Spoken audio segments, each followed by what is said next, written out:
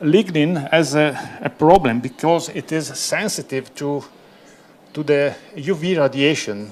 Here on the left, you can see the lignin inside a piece of wood when it is exposed to the UV light, and the UV light causes the breaking of the chemical bonds that form the lignin. So when wood is exposed outdoor, you will see a change of the color due to this chemical interaction between the UV light and the wood.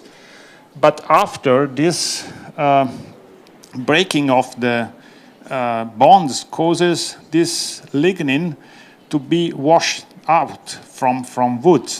And finally, you will see your piece of wood become gray, because on the surface there is only cellulose. Lignin was destroyed by the light and by the effect of water. So what can we do? Here there are some examples of what you can see. You see, after a certain period, the fibers of cellulose, which are not bonded by lignin, they are free to move, and this is the start of the degradation of this material. So what can we do to protect our wood? Please think of what you do when you go to the beach. You can wear a camiseta or the shirt. A white shirt is the best solution to protect your skin or the skin of wood from the UV radiation. It's a very good solution, but you don't see wood. We like wood, and okay, it's a good strategy, but in terms of appearance, we don't see this nice material. The other solution is to protect it with a coating, and please consider that this solution in the middle contains some pigments, some dark pigments, and again, please consider what can happen when you go to the seaside. This is the skin of a man coming from the Central Africa with a dark skin.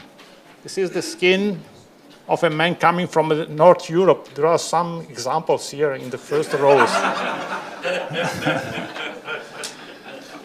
In Italy, we like a lot very transparent coatings, but they are not suitable to the sunlight. So these people is not suitable to this climate in Tenerife. So please consider the use of pigments. They partially hide the beauty of wood, but this means that your windows will resist more and more comparing to a complete transparent coating.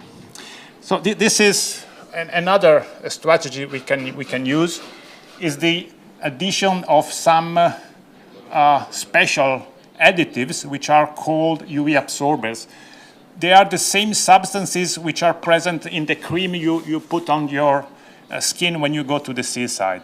They absorb the UV light and they transform it in another kind of energy, is heat. And so the UV radiation is not able to reach wood and is not able to destroy the lignin. We can test the coating with the pigments and with UV absorber with the methods that were already mentioned by my colleagues. And here you can see the difference.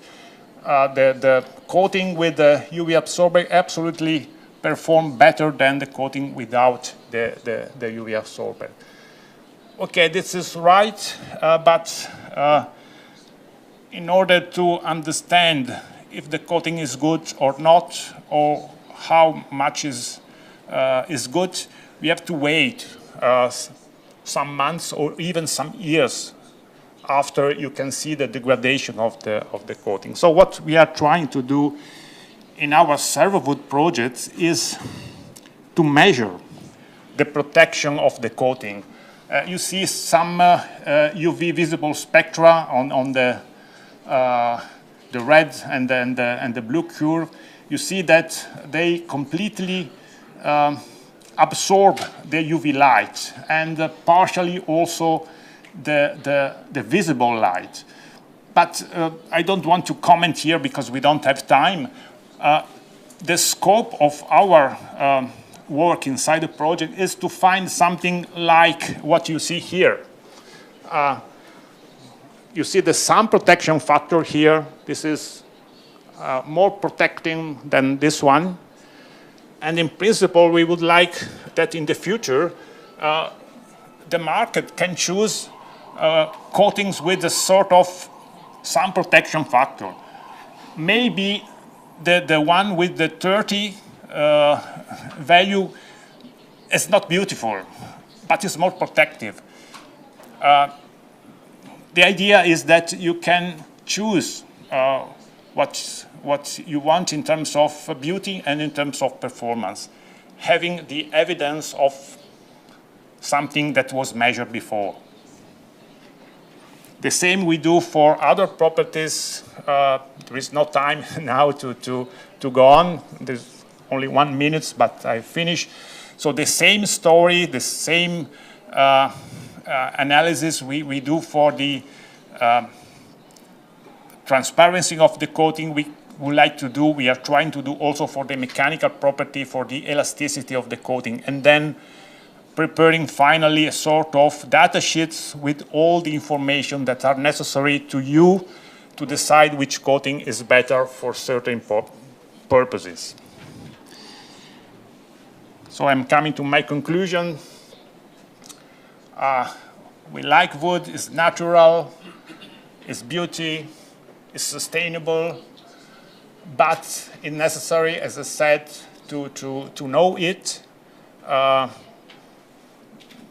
the anatomy, the chemical composition, and so on, in order to understand which are the weak points and then decide which is the best strategy to be used to protect it from the potential damages caused by the environmental conditions. And in the several projects, we are trying to contribute to this idea to a better understanding for a more rational selection of the coating for a better protection of the wood. Finally, I would like to thank you for your attention and say bye-bye.